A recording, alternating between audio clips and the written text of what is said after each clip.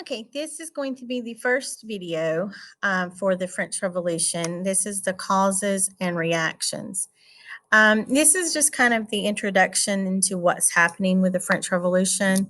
And then I will put in the second phase of the French Revolution probably this afternoon because we've just started it today. So we haven't gone very far into it. Now, the French Revolution is very complicated in that it starts because of many different things. It starts because France is out of money. It starts because the people of France are hungry. And it starts because they're just tired of a lot of things happening. But it basically has started because France has paid for America's revolution while they are still under a monarchy. All right, so the beginning of our PowerPoint, if you're at home, is our vocabulary. So just make sure you're going through that and you know what your vocabulary is, okay? And I'm not going to go through all of that. All right, so let's talk about just briefly the beginning of this. I'm not going to go into a lot of depth, but the French Revolution, even though it starts in like 1789, we can trace it back to the 1640s with Louis XIV. Louis XIV is known as the ultimate absolute monarch. And if you go back and you know what absolutism is, that is the kings who believe in absolute power and the divine rights of kings. And these are the kings who feel like they can do no wrong. They answer to no one. And Louis XIV is the ultimate absolute monarch. He is the one that believes that in the absolutism the most. And he will also take the country into a lot of debt because he has a lot of wars that goes into. He's also known as the Sun King. And we really don't need to know that, but that's just something fun to know. Now, here's the thing, and we want to keep in mind for this. The Catholic Church is very, very powerful in the French government. And the way we know this is Louis is 4 years old when his father dies. And well, of course, he can't rule at 4 years old. So his mother puts in place to rule in his place until he's old enough Catholic cardinals. So this is what makes us know that the Catholic Church is very, very powerful in the government of the French government, and this will become very important later on. Okay. All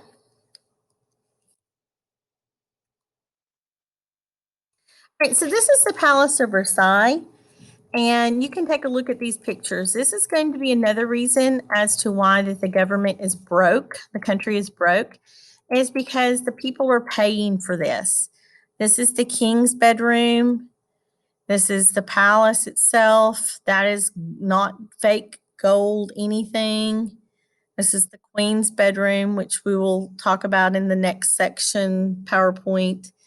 So this is a massive palace that's going to cost a lot of money to take care of. And not only is it going to cost a lot of money to take care of, but a lot of people are living there. So it's going to take a lot of taxes. Okay, so keep that in mind also. Okay, so there's different phases of the French Revolution: the moderate phase, the radical phase, and the Napoleonic phase. And we're talking about the moderate phase right now. But the French Revolution itself begins in 1789. The French Revolution is fueled by many factors: a struggle in the social structure, a financial burden from wars, and then an increase in population, which caused a demand for food and goods. We had a really good situation in that we had better food coming in, which made people live longer, but it's going to cause a demand for more food and for more goods. So it was kind of like a win and lose situation there. Okay, so let's talk about our estate system.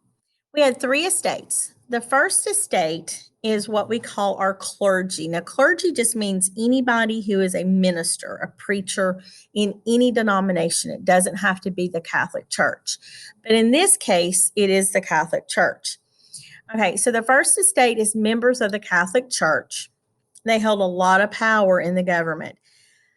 They're extremely wealthy, but they pay no taxes, none whatsoever.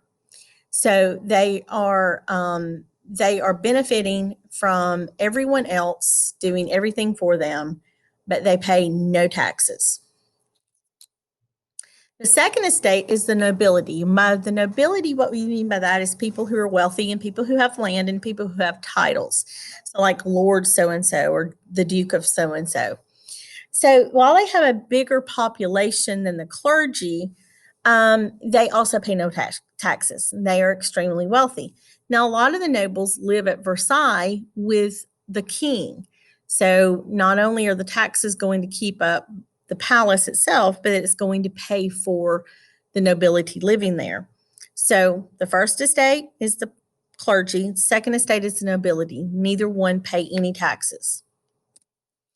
Okay, so the third estate is then everybody else is like whoever doesn't fit in those two categories is in the third estate. Now, this can be fairly wealthy people, the middle class. The bourgeoisie is what we call the middle class of the third estate. This is about roughly 70% of the population. And so we have doctors and we have lawyers and we have merchants, businessmen. These people are fairly wealthy. And then you have your sub-wealthy people. You have like your skilled laborers, blacksmith, maybe teachers, soldiers, people who are not as wealthy, but they are able to pay taxes and they're able to make it on their own. And then you have your very, very poor, your peasants. They compared to other people, they own very little land compared to the other estates, but they're going to pay all of the taxes. So I want you to think about this. I mean, you have your very, very wealthy in the third estate, and then you're very, very poor. So it's a very, very, it's not very equal into who is in the third estate. Either you've got the very wealthy of the middle class or the very, very poor. So what's going to happen is the very, very poor are not going to be able to keep up with the taxes. They're not going to be able to pay as much taxes as everyone else. So for instance, if I am a very poor person of the third estate, I can't pay all my taxes. So it's going to go to the middle class of the third estate to make that up. So the middle class of the third estate is going to start getting really, really fed up and tired because not only are they paying all the taxes for the first and second estate, but they're also having to pay all the taxes for everybody else in the third estate. Okay, and we're going to see where that comes to play in the second phase of the French Revolution. Okay, so members of the third estate resented the privileges that were granted to the nobles. They were not, the first and second estate were not required to pay taxes on the land. This is the French tax, it's called the taille. Only the poorest paid it, or only the third estate paid it. Okay. All right, so the middle class in France is called the bourgeoisie. And so what we're going to start seeing in 1787 and 1788 are food shortages, which is going to lead to rising food prices and unemployment. And while this is going on, the king and queen continue to spend their wealth on fancy entertainment and elaborate dinners. And Marie Antoinette is throwing party after party. Now, here's the thing about Marie Antoinette. She did not say, let them eat cake. She is not that stupid. That is attributed to someone in Louis's family, but not to Marie Antoinette. She gets a lot of grief, and it's because she's an outsider. She's not French, she's Austrian. But the problem with Marie is that she's not told what's going on in the government because she's a woman and she's just supposed to sit there and look pretty. And so, what basically is said, she doesn't know that the problem is as bad as it is in Paris. So, while she didn't say let them eat cake, she didn't realize that the problem was as bad as it was in Paris, okay, in other parts of France. Okay, and that is Louis and Marie. Okay, so what starts the French Revolution? Well, it's war debt. So what started the American Revolution is that England had to pay war debt, and so they started taxing the colonies. Well, here's the same thing with France. France had a lot of war debt, and they had to repay it. Well, they had to pay the war debt that they had used to help the American Revolution. So to figure out how to pay this war debt, Louis called a meeting of the Estates General, which included representatives from all three estates. And his ultimate goal was to raise taxes. Now, the Estates General had not met since 1614. Now, this is representatives from all three estates. So the first estate was there, which is the clergy. The second estate is there from the nobility. And then the third estate is there from the middle class, mostly from the middle class. And that's the third estate. Now, his goal is to raise taxes. Okay, so as the national debt had increased, as the national debt increased, the first and second estates were scared that they were going to have to pay taxes.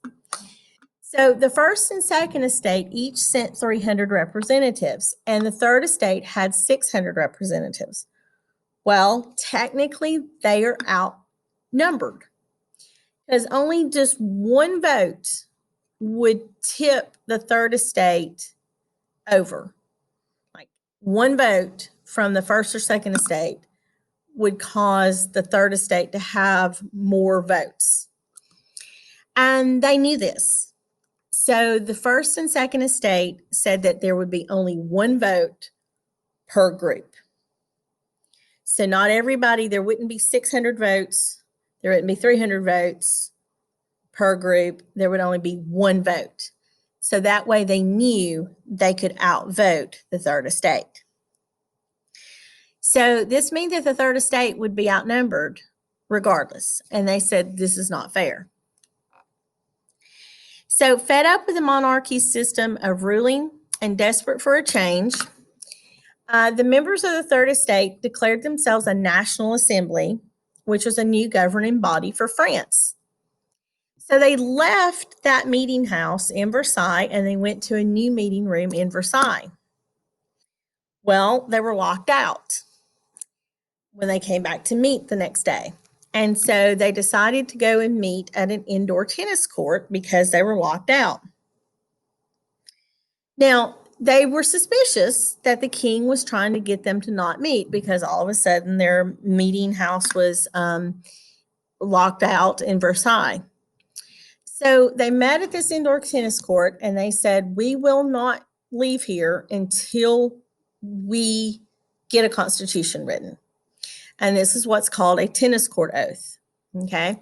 And said, we will continue to meet until we get a constitution. And this is the third estate, members of the third estate, the middle class members of the third estate, National Assembly. Okay, so Louis had encouraged nobles and clergy to join this new assembly to figure out what's going on. But at the same time, he sent troops to dissolve it. And the third estate was like, what's going on? We're not doing anything wrong. Why would you send troops to try to disband us? So they left Versailles and went to Paris. And people were in Paris, like waiting to hear what was going on because they knew they were there trying to settle a constitution. And so when they get to Paris and they find out that troops were sent to try to take this meeting out, the people were furious.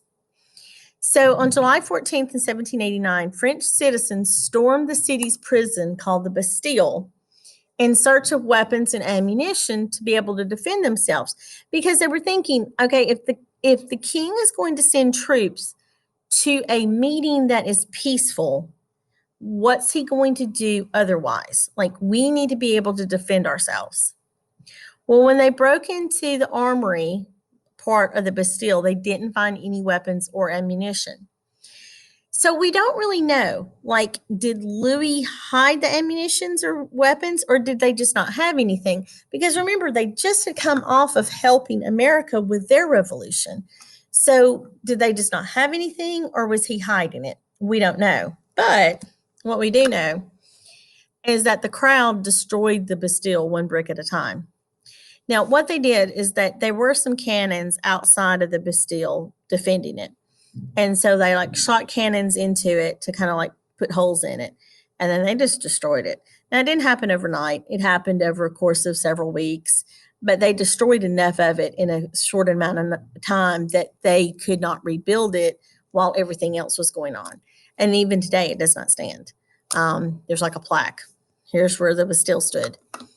But this is going to be the turning point for the revolts because now the power of the government is going to move from Louis to the people.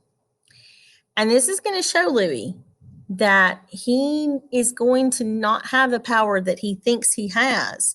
And he's going to need to shape up or something's going to happen. So, this is a really quick start of the happenings of the French Revolution. And then we will do another quick one this afternoon because we just started it, the causes, the revolts and rebellions of the French Revolution.